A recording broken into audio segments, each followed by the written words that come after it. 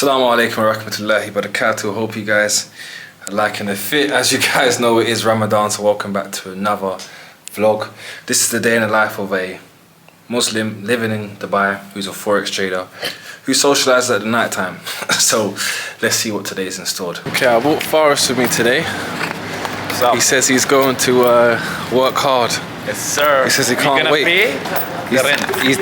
That's it, Forrest. Yeah, the rent is getting paid today. Let's see what we keep up with, man.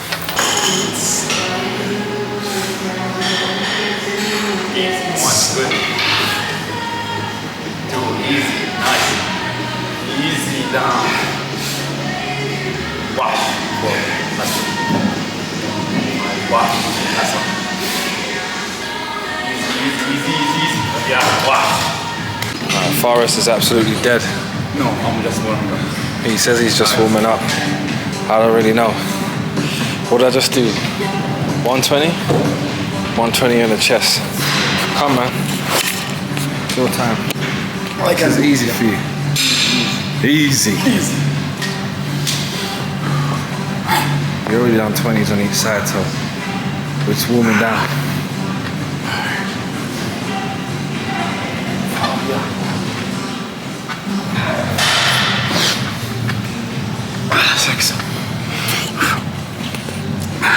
Seven, last one. Easy. Yeah, wash.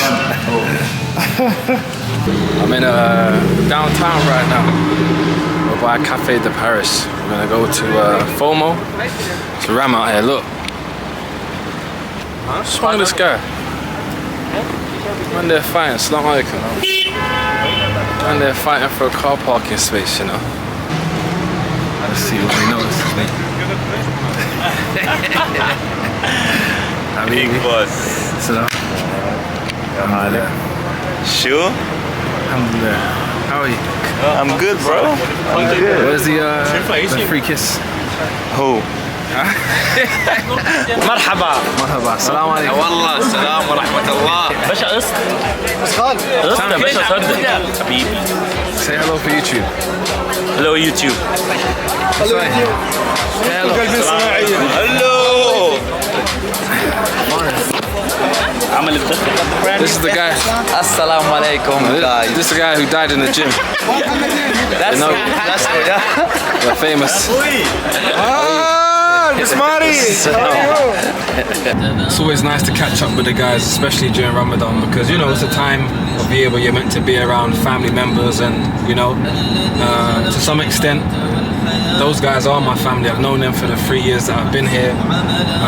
My family, my actual blood family, they're in UK, so it's nice to be around people, to be around a culture, and you know, to embrace their culture as well, which I always think is important for anyone that's living abroad. You should always embrace someone else's culture. You know, I lived in Spain. I embraced the Spanish culture to a degree. I didn't go salsa in and kizomba and bachata. I didn't do that type of stuff, but I did embrace in the culture. Probably not to the extent I would have appreciated, because when I look back at it now, I'm like, man, I should have done more stuff. And you know, one thing that's a benefit about embracing the Arabic culture is that I am a Muslim. I've been a Muslim now for 7 years, alhamdulillah. SubhanAllah, it was one of the best decisions that I could make, and I'm not here to try and revert anyone, but I am here to say there is something magical about listening to the Quran. It puts you in a position where you feel at ease, you feel at peace. You don't feel angry, you don't feel sad, you don't feel excited. You're just at one, you know. And for anyone who meditates, you know, listening to the Quran is almost like meditating, because it can put you, you know, given the right sound, you know, or given the right person singing, should I say, because, you know, not everyone has the voice of an angel, for example, you know. But when you hear like, for example, I went to Taraweeh yesterday at the masjid, and mashallah, the brother was just, his voice was beautiful, and you know, it actually touched my soul. You know, it touched my soul to the point where it unearthed emotions out of me. You know, it was quite emotional, and I say this because only positive things come from me listening to the Quran. You know, I've never had a bad day after listening to the Quran, and it's not just just about, you know, how my day goes after listening to it. No, it's about, like I said, gravitating yourself, being still, being at one, and, you know, being around friends who are family, being able to have good times, to laugh. And, you know, I feel like usually outside of Ramadan, it's a time where you might only meet some friends to, you know, socialize, to party and whatnot. But during Ramadan, you know, you meet up with a lot of brothers. I meet up with guys that I haven't seen in maybe 4 or 5 months. You know, it's a nice time of year because absolutely everyone comes out, and that's nice. You know, it's really nice. So yeah, man, I have to say alhamdulillah for my friends, because if I didn't have them, I wouldn't have a good social experience of the UAE. A lot of my friends, they're from the locals. Some are from Dubai, some live in Fujairah.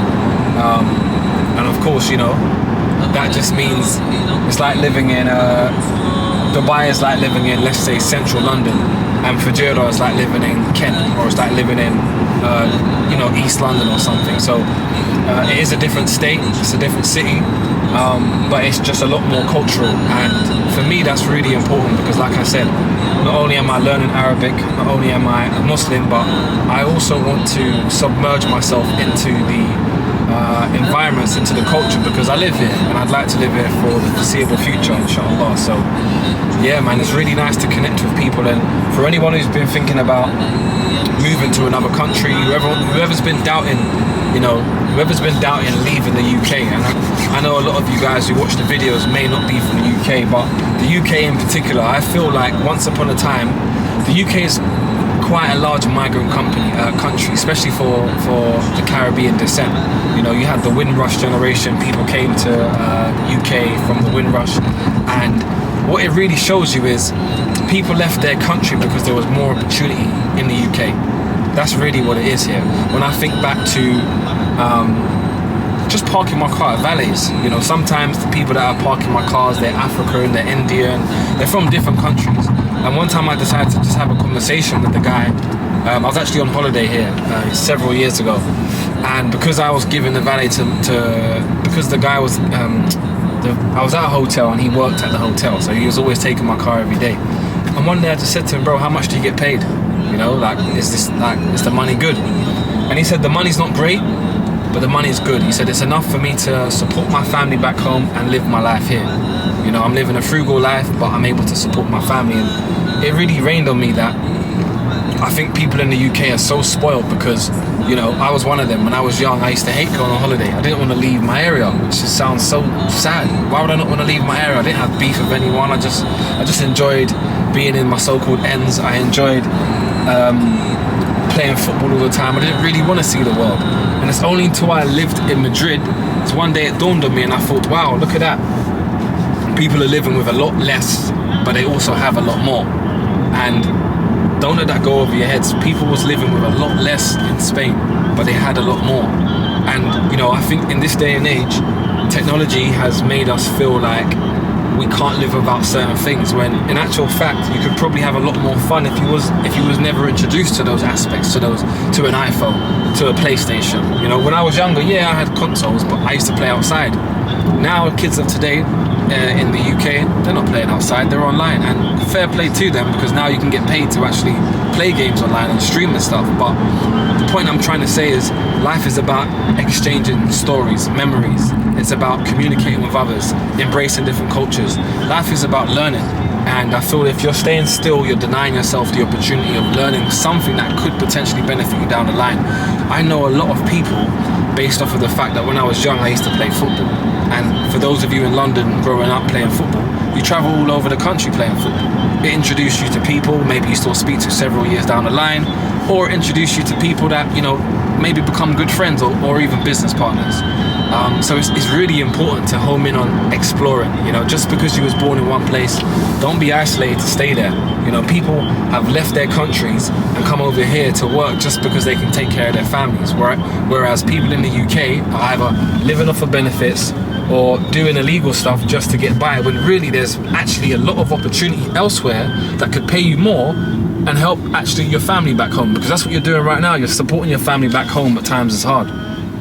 And I feel like as a man, especially as men, look man, I feel like we've become quite feminine in the sense of we haven't become accustomed to making hardcore decisions.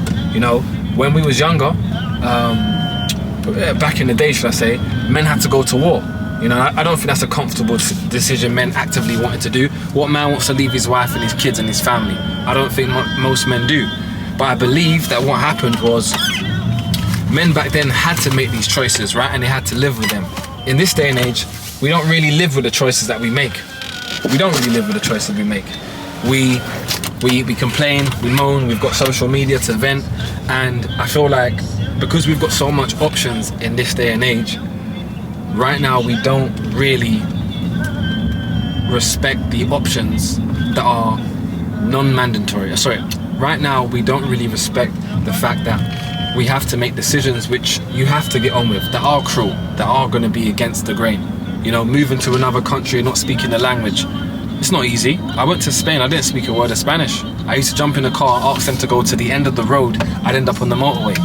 These are things that was happening to me on a daily basis. So it was sink or swim. I had to learn Spanish, I had to learn izquierda, directo, aquí. I had to learn small basic things which built me up to having conversations and to being much more affluent in Spanish. So I'm doing these videos to kind of show you guys that, you know, behind trading's good because trading gives me the accessibility to travel the world, but take trading out of the equation here. Forget about any job. It's really about living your life and being happy, you know? How can people have no money in this world but be happier than the people that have all the money in the world? What does that say about money? What does it say about money? Now, I'm not saying that we should all, you know, work for free and we shouldn't care about money, because it's the way the world works. We need money. But if you start to think about being happy first in your mind prior to you having to worry about the finances, that's when the money comes tenfold, guys. Not stressing about money, putting yourself in a position where you're really upset or you're really anxious about making money. No, we need to start feeling content, expressing gratitude. And when we express the gratitude, when we express our freedom of happy, of positive energy, that is when the energy comes back tenfold. And, you know, going back to the reason why the UK is a country where we should be thinking about leaving if you haven't thought about it already, is because at the end of the day, the opportunities are slim. I'm not saying there's not opportunities there, but they are slim. You know, teachers here in Dubai, for example, teachers are getting paid, you know, I know a teacher here getting paid £3,000 a month. £3,000 a month tax-free. How much are you getting paid back home? How much are you getting paid as a teacher back home? Let me know in the comment section. I had a friend here from my neighborhood back in UK. He was here working in a trainer store. He was getting paid £3,500 a month to work in Mad Kicks, it's called. It's like a equivalent to like Kick Game. It's a reselling trainer store. But he was getting paid £3,500 tax-free. So these are decisions that, as men, sometimes they may be uncomfortable. Yeah, okay, you might be away from your family and your friends, but hey, how about you just come out here for 5 months, for example. Let's say for 5 months you're working a job and you're saving yourself £2,000 a month, living off £1,500 a month, which is very achievable here in Dubai, okay? That means over 5 months you've just now saved up 10 grand. Give it another 5 months, you've got 20 grand. Who can say that with their 9 to 5 right now, they're working in the UK, they can save 20k from their salary? Most people can't, unless they're not paying bills. But most people, the average Joe, can't say they're doing that. Here it gives you the opportunity to do so. So yeah, man, a lot of the time you're seeing people taking videos saying, oh, I'm leaving my money here and Dubai is so safe. It is safe, it is, but people are expressing Dubai for the wrong reasons. Cool, it is safe, but there's opportunity here. That's what I think people need to be explaining, people need to be expressing. There needs to be more content on people explaining how much opportunities there are here, rather than talking about how safe it is.